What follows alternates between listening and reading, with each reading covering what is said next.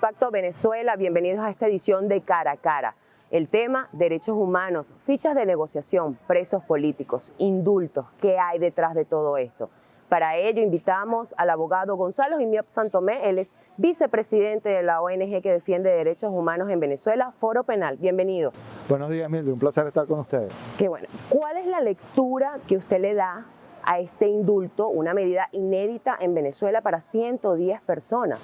Bueno, mira, primero tenemos que destacar que nos sorprende mucho que se haya tomado esa medida en estos últimos días. Sí sabíamos que algún tipo de conversación en la que se estuviese de alguna manera manejando el tema de los presos políticos, pues se estaba adelantando a nivel de alto gobierno. Siempre es así. Al Foro Penal, por ejemplo, siempre tanto diferentes factores de la oposición como incluso factores del gobierno, pues se la pasan consultándole y requiriéndole pues los datos, las estadísticas, los nombres de las personas que nosotros manejamos como presos y perseguidos políticos. Pero sin embargo sí, a nosotros como a toda Venezuela le sorprendió mucho pues la emisión de este decreto el pasado lunes, que en principio abarca a 110 personas, de las cuales, de acuerdo a nuestro registro, por lo menos de lo que se conoce de la cadena nacional en la que se mencionó este decreto, tenemos 50 personas que son las que efectivamente están presas. El resto de las personas está integrado por diferentes ciudadanos, algunos de ellos están sometidos a medidas cautelares, es decir, están restringidos en su libertad pero no están presos, y otros ni siquiera han estado nunca restringidos en su libertad, pero aparentemente sí están pues sujetos a investigaciones penales, ¿no? Esto es básicamente lo que hasta ahora se conoce que abarca este decreto. ¿Nos agarró por sorpresa? Sí, como toda Venezuela, pero bueno, gracias a Dios el equipo del Foro Penal ya estaba pues preparado para asumir una situación como esta, y gracias a Dios a lo largo de toda esta semana pues las excarcelaciones que se tenían que producir pues se han venido produciendo. Hasta ahora todas han sido bajo el esquema de libertad plena, lo cual nos satisface mucho. Son personas que nunca debieron haber estado presas y bueno, seguimos haciendo un monitoreo de cómo va a ir evolucionando esta situación. Jurídicamente hablando, ¿esta medida de indulto puede revertirse? ¿Pueden volver a encarcelar a estas personas? Bueno, no por los mismos hechos que fueron abarcados por el indulto, pero sí ciertamente si se les atribuyen otros hechos distintos de los que fueron abarcados por el indulto, estas personas podrían perfectamente volver a ser encarceladas. Y en cuanto a ese decreto, ¿ha llegado a las cárceles? Sí, me ha tocado estar en la cobertura de lo que han sido las excarcelaciones y tenemos conocimiento que el decreto ha llegado a las cárceles tarde, pero han llegado. Pero los abogados no han tenido, digamos, o los defensores de derechos humanos no han tenido acceso directo a este decreto. Sin embargo, por redes sociales circuló extractos que los puso el fiscal de Maduro, Tarek William Saab, algunos extractos de esto. ¿Cuál es la lectura que usted le da a esto? Bueno, mira, a nosotros esto nos preocupa mucho y hemos hecho un llamado a la prudencia muy claro, muy contundente, para no hacer de momento juicios jurídicos ni fácticos, por lo menos hasta este momento en el que estamos conversando tú y yo, sobre cuál es el contenido pleno, el alcance íntegro de este decreto. ¿Por qué? Porque lo cierto es que este decreto debió haber estado publicado desde hace ya días en la Gaceta Oficial, debió haber sido puesto a disposición de toda la ciudadanía y hasta este momento en el que estamos conversando tú y yo, lo único que se conoce son esos extractos del decreto que fueron publicados además de una manera bastante informal en la cuenta de Tarek William Saab y lo que se dijo en la cadena nacional del pasado lunes. Eso es lo único que se sabe. ¿Qué consecuencia trae esto? Bueno, la incertidumbre. En primer lugar, no sabemos cómo va a ser interpretado y aplicado el decreto. Fíjate, por ejemplo, que el mismo lunes en algunos centros de reclusión se concedieron ya algunas libertades sin que siquiera hubiese llegado a esos centros de reclusión el decreto. En otros centros de reclusión ese lunes se nos decía que no iba a ser posible escarcelar a nadie hasta que no estuviera eso en Gaceta Oficial. El día martes, por ejemplo, se produjeron las excarcelaciones que se produjeron en otras cárceles del país, entre ellas Ramo Verde. Allí se dijo que se había recibido ya la instrucción del tribunal, supuestamente el tribunal había recibido el decreto, pero lo cierto es que hasta esos momentos todavía nadie conoce el alcance pleno del decreto. Y otra cosa que nos preocupa es que no sabemos si cuando al final aparezca publicado este decreto en Gaceta Oficial va a sufrir alguna modificación. Es decir, si va, por ejemplo, a incluir a más personas de estas 110 que fueron inicialmente nombradas o si va a incluir a menos personas, tampoco lo sabemos. No sabemos cuál va a ser la forma de su implementación y de su aplicación, por ejemplo, con respecto a los que están fuera del país. Se les va a exigir, como ha ocurrido en otras oportunidades, que se pongan primero a derecho para luego concederles el indulto. No lo sabemos, eso ha pasado antes, pero hasta ahora no se sabe. Esta incertidumbre pues genera mucha angustia, evidentemente, no solo en los presos, no solo en los perseguidos, sino también en los familiares de todas las víctimas de estas violaciones a los derechos. Doctor Gilmio, ¿cómo están manejando ese tema? Porque los que han sido liberados, ellos mismos han manifestado que se enteraron dentro de los centros de reclusión por la televisión, o sea, que no es un secreto para todos los presos políticos. Entonces, ¿cómo abordar esta situación de que unos salen y otros no? ¿Por qué unos sí y otros no? Bueno, mira, ese es un problema gravísimo que el Foro Penal ha venido denunciando desde hace años y que siempre se plantea cuando las razones, los motivos que están detrás, por ejemplo, de una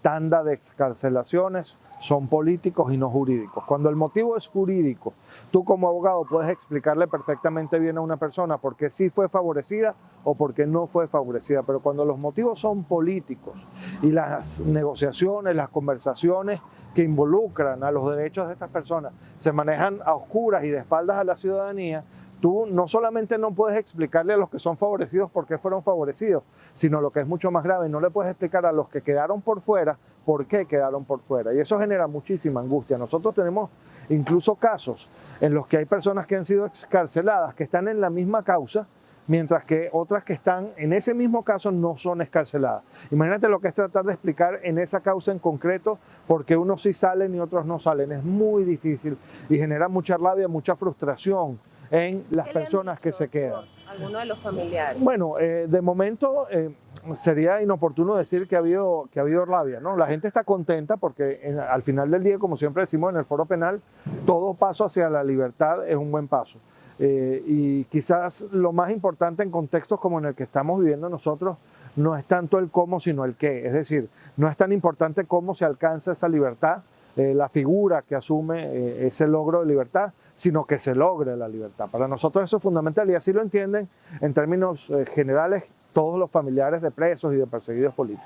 Sin embargo, hay mucha tristeza, ¿no? Y una de las cosas que yo siempre digo es que tan respetable es la alegría de la persona que resulta favorecida por una medida de esta naturaleza, como el sentimiento de angustia, de desesperación, de desesperanza que surge en quien queda por fuera, en quien no es respetado. Nos han dicho mucho que no se explican por qué unos sí y otros no.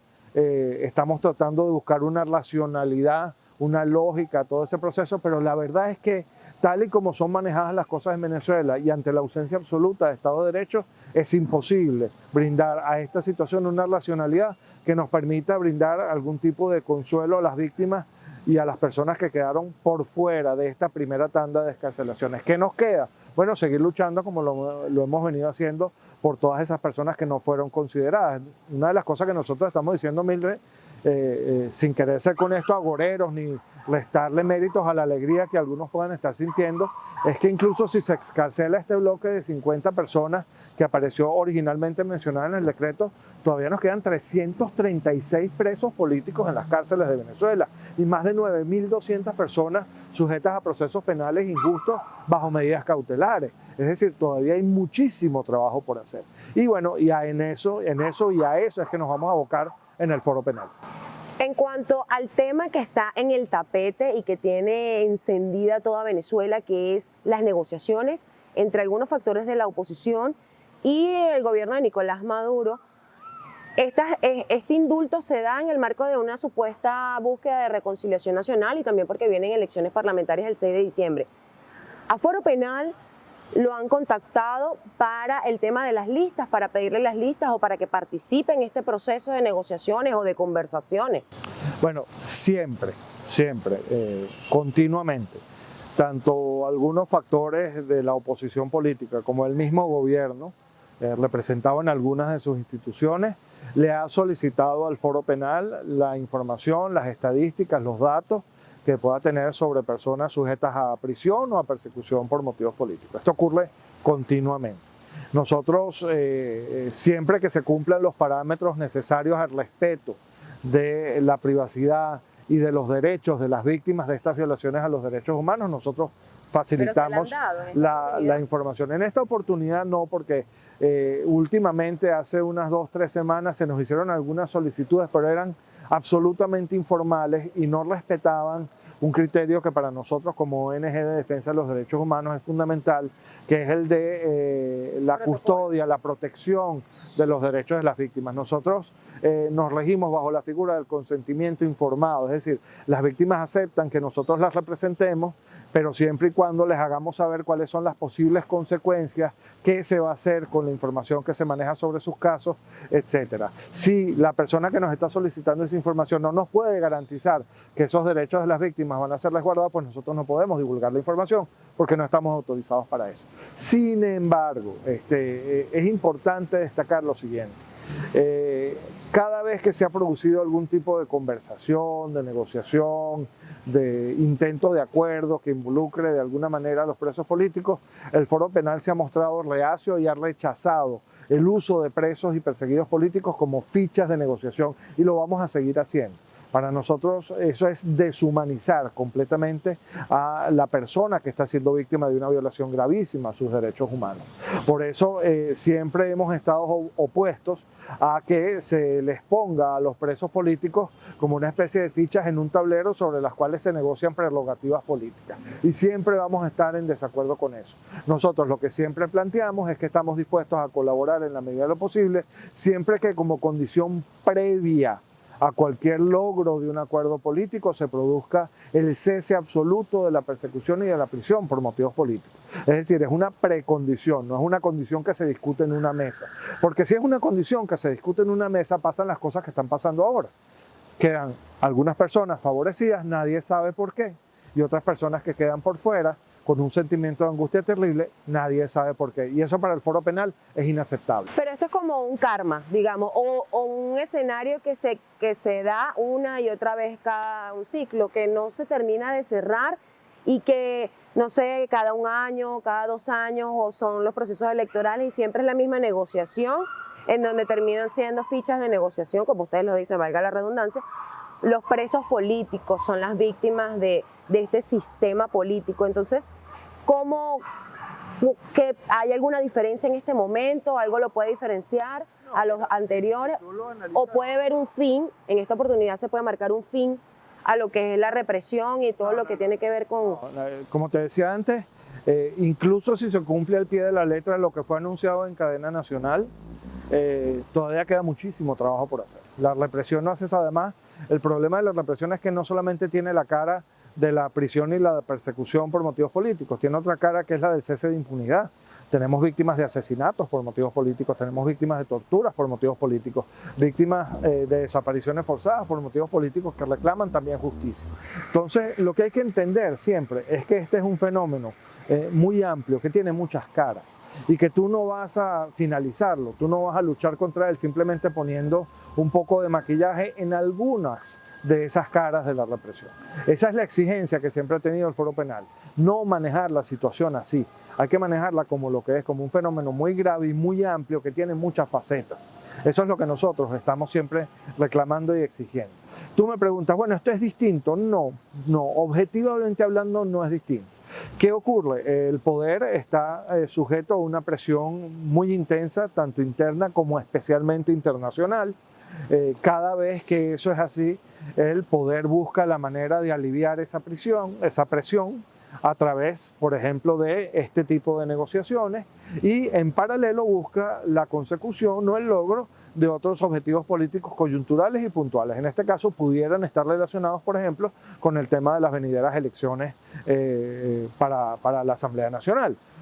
Pero esto ha pasado antes. Cada vez que el poder está en una situación similar, pues recurre a la misma estrategia, y por eso es que el poder siempre mantiene esas fichas guardadas en el bolsillo, porque siempre se le ha permitido el uso de esas fichas como armas de negociación. Lo que exige el Foro Penal es que cese el uso de esas personas como fichas de negociación para que el poder pierda esa arma que siempre utiliza para lograr básicamente los mismos resultados.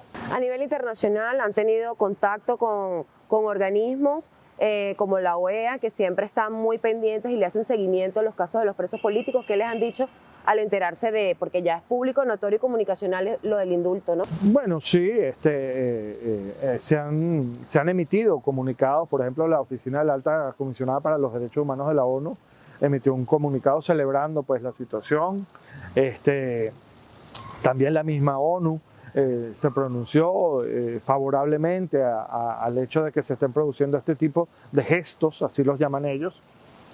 Y la misma OEA, también la misma CIDH, pues han emitido algunos comunicados favorables en términos generales a la situación.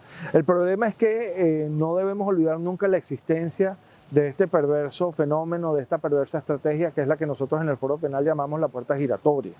¿Qué quiere decir esto? Que podemos alegrarnos muchísimo, como nos alegramos por las personas que terminan siendo escarceladas en esta situación, en este momento. Pero no podemos olvidar que eso no implica que otras personas vayan a pasar a ocupar sus lugares siendo arrestadas en este momento, ¿no? Porque el poder se maneja así, y se maneja así porque ha descubierto que mantener esa bolsita llena de esas fichas le rinde beneficio. Y esa es la crítica que nosotros hacemos. Y por eso, aunque las respuestas internacionales han sido favorables al gesto del poder, se mantienen con ciertas reservas porque saben que esto de la puerta giratoria es una realidad, particularmente en Venezuela.